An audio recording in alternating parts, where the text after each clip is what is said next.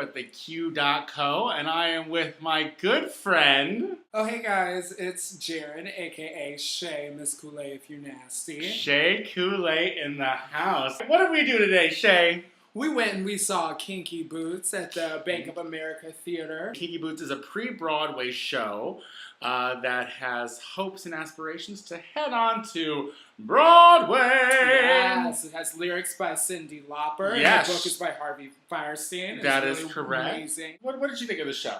Well, as a theater patron and drag performer, I thought that it was a really good interpretation of the world of drag. Also, I think it really captured the movie and the spirit of the movie really, really well. If you're not familiar with Kinky Boots, it is about a small town shoe manufacturing company. Yes. That starts to go under after the owner passes on, and he leaves the company to his son, Charlie Price, who was played by Stark Sands. So everything's failing, everything's going badly, and Charlie meets up with Lola, who is a drag performer, and he, in order to save the shoe business, he starts to make shoes for drag queen clientele, transvestites, and stuff like that. They've been in previews for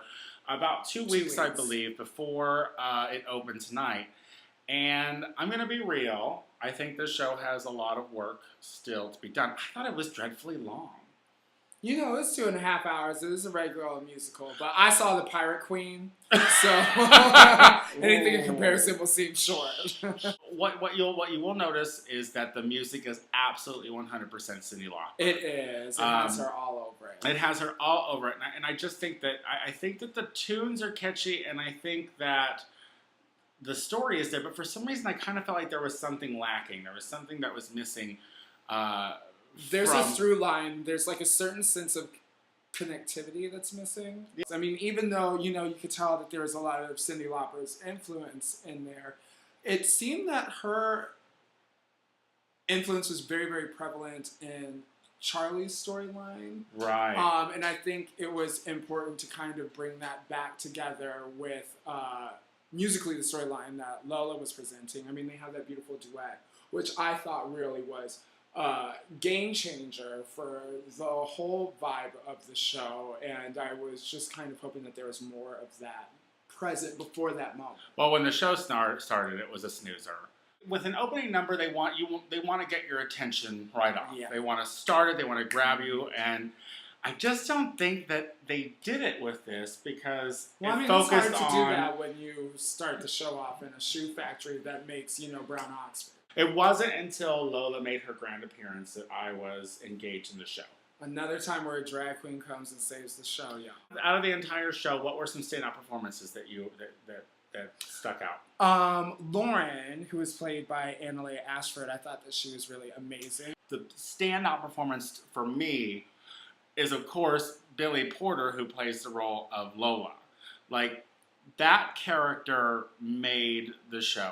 The one thing that I have to say about this show, and that I thought that was interesting and different, was that it wasn't a dance-intensive show. There wasn't a lot of dancing. But when there was dancing, we have to give a shout-out to the Angels. Yes, the chorus of drag queens. Was amazing. There was Paul Cannon, Kevin Smith Kirkwood, Kyle Taylor Parker, Kyle Post, Charlie Sutton, and Joey Toronto.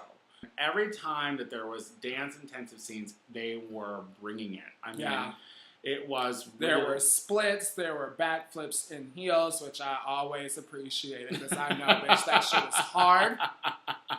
It's hard. It is hard. I mean, I don't do it.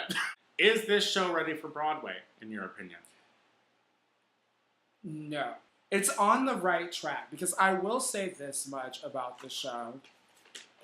Everybody was on their feet at the very end, which is always a good sign of a successful show when you have the whole crowd on their feet at the end of the show, because it really was.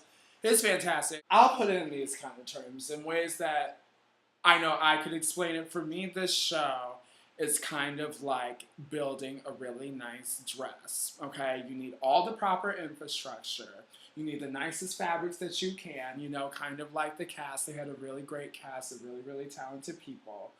But ultimately, what makes it a standout piece is taking the time to tailor it, make sure it looks fabulous, You're right. fits well, and has all the right accessories. And I think they're just at the point of tailoring this fantastic dress, getting it with the right accessories.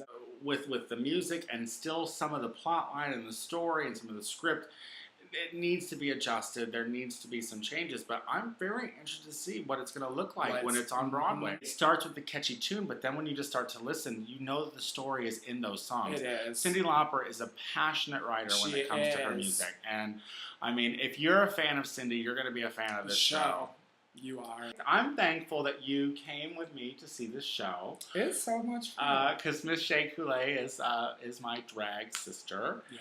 And I wouldn't have wanted to watch it with anyone else. You know, because we keep it 100. But while you're in Chicago, if you come to Chicago, if you're in Chicago, go and check out Kinky Boots. You want to say that you saw it before it made Broadway because, I mean, I just think it's one of those shows that could be make a really great big transformation.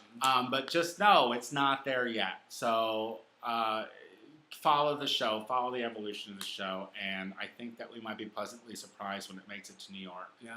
Yeah? Yeah.